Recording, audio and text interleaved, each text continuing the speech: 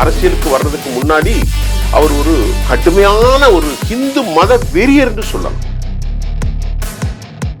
அதுக்கு வந்து ஒரு முன்னெச்சரிக்கையா அவங்களுக்கு ஒரு நோட்டீஸ் பீரியட் இருக்கணும். எதனால இடிக்கிறோம் அப்படின்ற காரணம் சொல்லியிருக்காங்களா? 7,30,000 பேர் இந்தியாவில் நடுரோட்ல வந்தாங்க. இது ஒரு அரசா?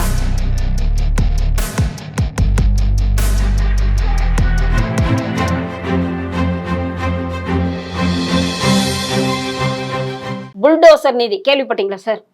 அது மறக்கவே முடியாது.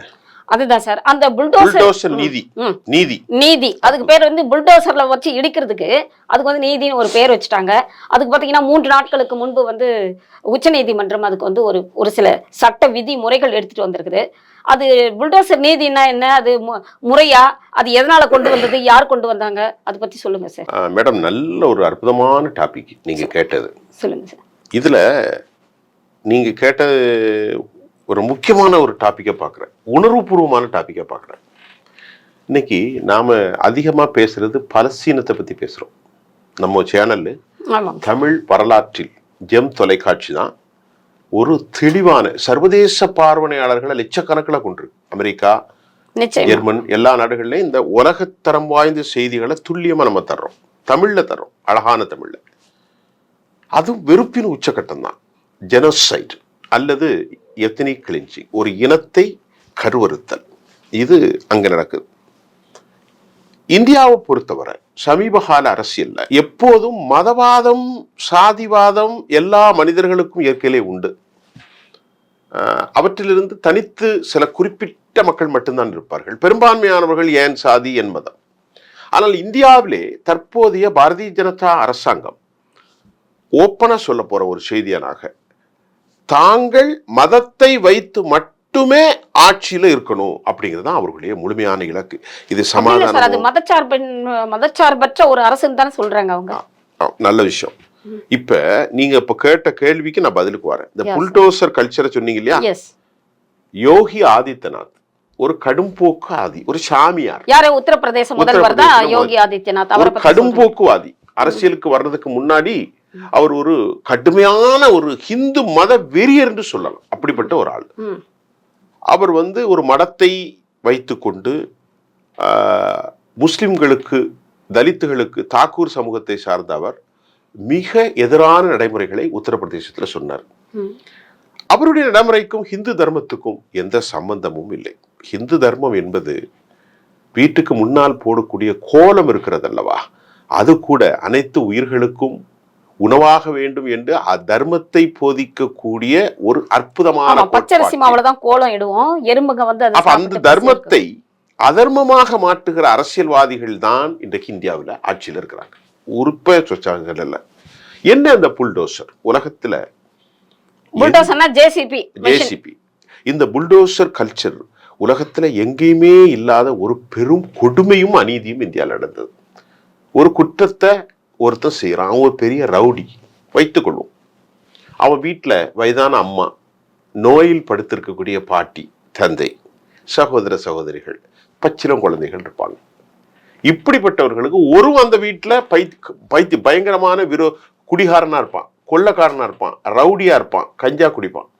அந்த தவறுக்கு நான் உங்கள்கிட்ட கேட்கறேன், உங்க வீட்டுல ஒரு உதாரணம் தப்பா நினைக்க கூடாது, உங்க அண்ணன் தம்பி குடிகாரனா இருக்கான்னு வைங்க, அதுக்கு நீங்க பொறுப்பா? இல்ல உங்க அம்மா பொறுப்பா? இல்ல உங்க அக்கா தங்கச்சி பொறுப்பா? யாருமே பொறுப்பு கிடையாது. ஏன்டா இப்படி எல்லாம் போறா, ஏன்டா கஞ்சா குடிக்கிறா, இதெல்லாம் செய்யக்கூடாதா, அதர்மத்தோடு செயல்படாத, எங்க கேவலப்படுத்துறா நம்ம சொல்லுவோம். என் வீட்டுல என்னுடைய பிள்ளையா இருந்தாலும் சரி, அதுக்கு நான் பொறுப்பாக முடியாது.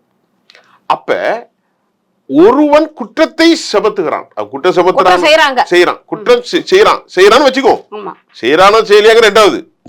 இவன் என்ன பண்றாங்க, யோகி ஆதித்யநாத்துடைய அரசு நேர புல்டோசரை கொண்டு போய் அவன் வீட்டை அடிச்சு தரமட்டமாக்கி வீட்டுல இந்த சாமானெல்லாம் அரசுடைய ஆட்கள் வெளியே தூக்கி போட்டுருவான். சரி, அது போல இடிக்கிறாங்க அப்படின்னு சொல்றீங்க. அதுதான் தரமட்டம், இடிக்கிறதுல அப்படி தூக்கி வீசுறது. சரி, தரமாட்டம் ஆக்குறாங்க இல்லைங்களா? அதுக்கு வந்து ஒரு முன்னெச்சரிக்கையா அவங்களுக்கு ஒரு நோட்டீஸ் பீரியட் இருக்கணும். எதனால இடிக்கிறோம் அப்படின்ற காரணம் சொல்லியிருக்காங்களா? அதாவது யோகி ஆதித்யநாத் அரசு இது யாரை டார்கெட் பண்றாங்கன்னா, அங்குள்ள சிறுபான்மை முஸ்லிம்கள். நான் சொல்றேன், நீங்க கேட்ட கேள்விக்கு பதில் சொல்லிடுறேன், இந்த கதையை சொல்லிட்டு வந்துடுறேன். அப்போ இது என்னடா இது பெரிய பைத்தியக்காரத்தனமா இருக்கு. மனுஷன் வாழ்றானா, யார் வாழ்றானா, ரொம்ப நீளமான நாட்கள். இந்த கதை எங்கெல்லாம் நடந்துச்சு தெரியுமா? உத்தரப்பிரதேசத்தை ஆரம்பிச்சோன்னா பிரதமர் மோடி வரார்.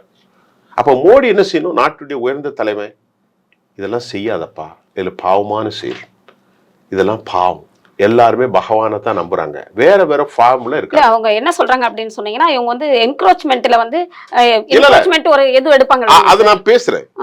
மோடி என்ன செய்யணும்? இதெல்லாம் செய்யாத, இதெல்லாம் பாவமான செயல், பகவானை பரஃபார்ம்ல வணங்குறாங்க. அவங்க குற்றவாளியை மட்டும் பிடிச்சு நீ தண்டனை கொடுத்துரு. நாட்டில் வந்து வெடிகுண்டு வச்சானா அவனை மட்டும் பிடி, பொது சொத்தை சேதப்படுத்துறான்னா அவனை ஒரு 100 வருஷம் போடு, 50 வருஷம் போடு, 5 வருஷம் போடு. அது இல்லை, அவன் வீட்டையே அடிக்கிறான்னு சொல்லதை விட்டு போட்டு பிரதமர் மோடி புகழ்றாரு. ஐ ப்ரைட் இந்த இதை இந்தியாவில் உள்ள எல்லாரும் இவர்களை பார்த்து ஒரு புதிய செய்தியை செய்யணும்னு நாட்டுடைய பிரதமரே வன்முறையை தோன்றார். விளைவு என்ன நடந்துச்சு? உத்தரப்பிரதேசத்துல யோகி நடத்தின இந்த சம்பவம் ராஜஸ்தான், ஹரியானா, மத்திய பிரதேசம், குஜராத் வரைக்கும் போயிட்டு. இப்ப இதனால தென்னிந்திய மாநிலங்கள்ல நடந்தது. இதுல நடக்காது. இதுல எவ்வளவு பாதிப்புன்னா, ஆந்திரால நடந்தது. 1.5 லட்சம் வீடுகள் இடிக்கப்பட்டதின் காரணமாக 7,30,000 பேர் இந்தியாவில் நடுரோட்ல வந்துட்டான். இது ஒரு அரசா? எவ்வளவு பெரிய குடும்பம் பாருங்க. அவன் தப்பே செஞ்சிருக்கட்டு, தப்பு அவனை நான் நல்லவன்னு சொல்ல வரல, அவன் தவறே செஞ்சிருக்கட்டு, அவன் ரவுடியா இருக்கட்டு, கொலகாரனா இருக்கட்டு, கொள்ளக்காரனா இருக்கட்டு, மாஃபியா குண்டு எவனா இருக்கட்டு, அவனை மட்டும் தானே படிக்கணும். அவன் வீட்டுல 7.5 லட்சம் பேர் நடுரோட்ல கொண்டு வந்துட்டே கேட்டாமா அரசு சொல்லுது, நாங்க முன்னக்கூட்டியே கொடுத்தோம். எதை கொடுத்தோம்?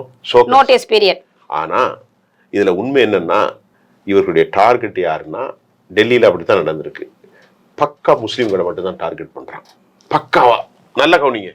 அப்ப இந்த 7.5 லட்சம் பேர் உடனே இது ரொம்ப நாளா போயிட்டு இருந்தோன்னே கோர்ட்டுக்கு போயிட்டு கண்ணியத்துக்குரிய நீதிபதி காவாய் அவர்களும் விஸ்வநாதன் அவர்களும் சொல்றாங்க, இந்தியாவுடைய அரசியலமைப்பு சட்டம் 21 மனிதவினது அநியாயம் செய்யறதுக்கு வாழக்கூடியவனை நீங்க இப்படி செய்றீங்களே, நீ அரசியல் சரியா கட்ட பஞ்சாயத்து சரியா, நீ வந்து கலவரக்காரன் சொல்றோம். காவாய் சொல்றாரு, என்ன நீ கட்ட பஞ்சாயத்து பண்ணா நாட்டுல எதுக்கு சட்டம்? கேவி விஸ்வநாதன் அவர், கேவி விஸ்வநாதனும் கவாயும் சொல்றாங்க, 2 பேருமே வச்சுக்கிட்டோம். நாட்டுல எதுக்கு சட்டம், எதுக்கு அரசியல் அமைப்பு, எதுக்கு வந்து ஜுடிஷியரி, எதுக்கு வந்து லா அண்ட் ஆர்டர், எதுவுமே இல்லையே. கோர்ட்டுக்கு எடுத்துன்னு போன அமைப்பு பாத்தீங்க அப்படின்னு சொன்னீங்கன்னா, ஜாமியாத் உலமா ஹிந்த் அப்படின்ற ஒரு ஜமியத்துல் உலமா, அது ஒரு இஸ்லாமிய ஆர்கனைசேஷன். யாரா இருக்கட்டு, இதுல இஸ்லாமியர்கள் மட்டும் இல்ல, இதுல இஸ்லாமியர்கள் மட்டும் இல்ல, அததான் கேட்க வந்தேன். பாரதிய ஜனதாவுக்கு எதிராக செயல்பட்டதாக லோக்கல் கட்சியினர் இருக்காங்க பாருங்க, அவர்கள் இந்துக்களாக இருப்பாங்க, அவர்களையும் அவர்கள் வீடுகளையும் ரவுடிகள் பேர்ல அடிச்சிட்டாங்க. மெஜாரிட்டி முஸ்லிம்கள். இது எப்படி எல்லா ஒரு பிரச்சனை 2 பிரச்சனை. நான் என்ன சொல்றேன் இங்க பாருங்க, நாட்டுல இன்னைக்கு இருக்கக்கூடிய கிரைஸ் 175 கோடி பில்லியன், 175 லட்சம் கோடி கடன் நமக்கு இருக்கு. இன்னைக்கு விலைவாசி ஏறி இருக்கு, பொய் சொல்லிட்டு இருக்காங்க.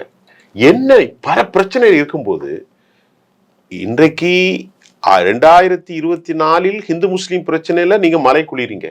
இன்னும் 50 வருஷத்துக்கு அப்புறம் நாடு எப்படி இருக்குன்னு யாராவது சொல்ல முடியுமா? இப்போ ஒரு நாட்டினுடைய ப்ராஸ்பரிட்டி என்ன தெரியுமா? வளர்ச்சி, ஒற்றுமை தான். ஒற்றுமை இல்லைன்னு வைங்க, கதை முடியுது. ஏன்னா அவங்க நிறைய சதியை இந்தியாவுக்கு எதிராக இருக்கிறாங்க. அவங்களுடைய டார்கெட் தெரியுமா? இந்தியாவை இந்த ஒற்றுமையை மட்டும் சிதைக்கணும். அதற்கு பாரதிய ஜனதா என்ன செய்யறாங்க? ஒற்றுமையாவது கழுதையாவது நாங்கள் ஆட்சியில் இருக்கணும். அதுக்கு ஒரே வழி ஹிந்து கன்சாலிடேட், ஹிந்து ப்ரோவோக் பண்றது, ஹிந்தி கன்சர்வேட்டிவ், இந்து மக்களை ஒண்ணு இணைக்கிறது. இந்து மக்களை ஒண்ணு இணைக்கிறதுங்கிறது வந்து அவன் ஒரு பக்கம் தலித்துன்னு போறான், ஒரு பக்கம் பழச்சிருப்பான், அது வேற ஒரு டாபிக். ஆக இப்படிப்பட்ட ஒரு அநியாயத்தை நடத்துவதுதான் கோர்ட் சொல்லியிருக்கு. இது வந்து முழுக்க முழுக்க நான் சொல்லல, நீங்க சொல்லல, இந்தியாவுடைய உயர்ந்த நீதிமன்றம் சொல்லுகிறது. ஒரு சமூகத்தை கருவறுப்பது, 1.5 லட்சம் வீடுகளை இடித்து 7,30,000 பேரை நடுரோட்ல விட்டு அரசியலமைப்பு பிரிவு 21க்கு எதிராக நடந்திருக்கிறிய, இது என்ன கட்ட பஞ்சாயத்தா? அரசியலமைப்பு இருக்கா? சட்ட ஒழுங்கு கொண்டு வந்துட்டாங்க சார் அப்படின்னு இப்ப கொண்டு வந்துட்டாங்க. இது ஒரு பெரும் தலை குனிவும் அசிங்கம். இல்ல, நான் இன்னொரு கேள்வி கேட்கிறேன். இது வந்து திருப்பி கேட்டா, யோகி எல்லாம் வந்து ஒரு அன்ஃபிட் ஃபார் கவர்ன், அவர் வந்து ஒரு அரசாங்கத்துக்கு ஒரு தகுதி இல்லாத மனுஷன். ஏன்னு கேட்டீங்கன்னா, இது வந்து என்னங்க கலாச்சாரம்? இது ஒரு நாகரிகமாக, இது ஒரு கேவலமா இல்லையா? இதை விட அசிங்கம் என்ன இருக்கு? சகம். இப்ப நாங்க 2 பேரும் உட்கார்ந்துருக்கோம், நம்ம 2 பேரும், நீங்க எந்த ஜாதி எந்த மாதிரி எனக்கு என்ன தேவை, நான் என்ன ஜாதி, உங்களுக்கு ஒரு சின்ன இதுனா எனக்கு துடிக்கணும். ஒரு சின்ன பிளேட் வச்சுன்னா உடனே ஓடி போய் கையில் இருக்கிற காசு கொடுத்து வாங்க சிஸ்டர் கூட்டு போகணும். அதுதானே கடவுளுக்கு கடவுள்னு ஒருத்தன் இருக்கான்னா, கடவுள் வந்து நீங்க திருப்பதியில போய் காசு போட வேண்டியில்லை, மக்காவுக்கு போக வேண்டியில்லை, ஜெருசலத்துக்கு போக வேண்டியில்லை. பக்கத்தில் இருக்கக்கூடிய சக மனிதர்களுக்கு ஒரு வாய் உணவு கொடுங்கள். ஒன்றுமே இல்லை, சிரித்து ஒரு அன்பை கொடுங்கள். இது என்ன அரசு? அவன் வாழ்வெல்லாம் அழிச்சு நாசமாக்கி அவன் வீட்டுல பாவப்பட்ட முக்கியமா எந்த அரசு ஆளக்கூடிய மாநிலங்கள்ல இது இருக்கு அப்படின்ட்டு இந்த மாதிரியான கலாச்சாரம் கல்ச்சர் இருக்குன்னு சொல்றீங்க? இது முழுக்க முழுக்க பாரதிய ஜனதா தான். நீங்க காங்கிரஸ் ஆளக்கூடிய கட்சி காட்டுங்க, நீங்க சொல்லுங்க. எங்கேயாச்சும் இருக்கா? நீங்க சொல்லுங்க. எங்கேயும் இல்லை. அப்படின்னா நீங்க நேரடியாக சொல்றீங்க. புல்டோசர் கல்ச்சரே பிஜேபி கொண்டு வந்தது, யோகி ஆதித்யநாத் கொண்டு வந்தது. யோகி ஆதித்யநாத் கொண்டு வந்த பிரதமர் மோடி. அதான் இப்ப யூபில மட்டும் இல்ல, யூபில கிடையாது, மத்திய பிரதேசல பிஜேபி அரசா இருக்கு, அதாவது குஜராத்ல பிஜேபி அரசா இருக்கு. எல்லா இடங்களிலும், ஹரியானாவுல குஜராத் அரசு சைனி. இந்த சைனி யார் தெரியுமா? ஏற்கனவே இருந்த மனோகர்லால் கட்டாருக்கு பதிலாக கொண்டு வந்தாங்க. அந்தால 2% 3% கம்யூனிட்டி இருக்கான். சைனிட்ட கேட்குறாங்க, மாட்டுக்கறி சாப்பிட்டாங்கன்னு இருக்கிற பல பேரை கொலை பண்ணுறாங்களா என்னன்னு கேட்டால் வருத்தத்துக்குரியதான். ஆனால் அதை வந்து மோப் லிஞ்சிங்கு கொலைன்னு சொல்லக்கூடாது. ஒரு முதலமைச்சர் பேசுகிற பேச்சையாது இதை கொலைன்னு சொல்லாத. அப்போ என்ன சொல்லணும்? இது வந்து மக்களினுடைய உணர்ச்சிகளின் வெளிப்பாடு. கிராமங்களில் மக்கள் பசுவை கடவுளாக நேசிக்கிறார்கள். ஆகவே இந்த மோப் லிஞ்சிங் என்பதை இந்த கும்பல் கொலைக்காரர்கள் என்று சொல்லாதீர்கள். இது மக்களின் வெளிப்பாடு என்று அரசியல் அமைப்பின் பால், சாவரின் பால், சத்தியத்தின் பால் வாக்கெடுப்பை மக்கள் முன்னால் அந்த சத்திய செய்த ஒரு முதலமைச்சர் சைனி சொல்றாரு கொலை அல்லன்னு. இதுக்கப்புறம் இவங்களை என்ன சொல்றது? ரொம்ப மோசம் சார், ரொம்ப மோசம் மேடம், ரொம்ப ரொம்ப மோசம். இதுல பாஜக மேல எனக்கு விருப்பம் இல்லை. இது காங்கிரஸ் செய்தாலும் அப்படிதான். காங்கிரஸ் யார் செஞ்சாலும் இது வந்து மிகப்பெரிய செட்பேக்கா தான் மக்கள் பார்க்கிறார்கள். இவர்கள் மிகப்பெரிய அநியாயத்தை இந்தியா முழுவதும் கொண்டு செல்கிறார்கள் என்பதை மக்கள் புரிந்திருக்கிறார்கள். வாஜ்பாயுடைய ஆட்சி இருந்துச்சே, அது பிஜேபியுடைய ஆட்சி தானே. இப்படிப்பட்ட அநீதி நடந்துச்சா? இல்லையே. 1998 ரொம்ப சிறப்பாக நடந்து கொண்டார்கள் வாஜ்பாய். ஜஸ்வந்த் சிங் இருந்தாரு. இப்படி ஒரு அநீதி நடக்கவே இல்லையே. இது மிகப்பெரிய எல்லையற்று போய்விட்டது. 1991 பாபரி மஸ்ஜிதுக்காக ரத யாத்திரா நடந்த அத்வானிட்ட கூட கொஞ்சம் இரக்கம் இருந்தது. அத்வானியுடைய ரத யாத்திரால பல பேர் படுகொலை செய்யப்பட்டார்கள். ராம் ஜென்ம பூமின்னு. அந்த ராமர் கூட உங்களுக்கு உதவி செய்யலையே. அந்த ராமருடைய தொகுதியாக இருக்கக்கூடிய பைசலாபாத்ல கூட நீங்க தோத்து போயிட்டீங்களே. அப்ப உண்மையில நீங்க புரிஞ்சு பாருங்க, கடவுள் ஒண்ணுதான். நான் மறுபடியும் சொல்றேன், அந்த மகா சக்தி இருக்குன்னு நம்புங்க.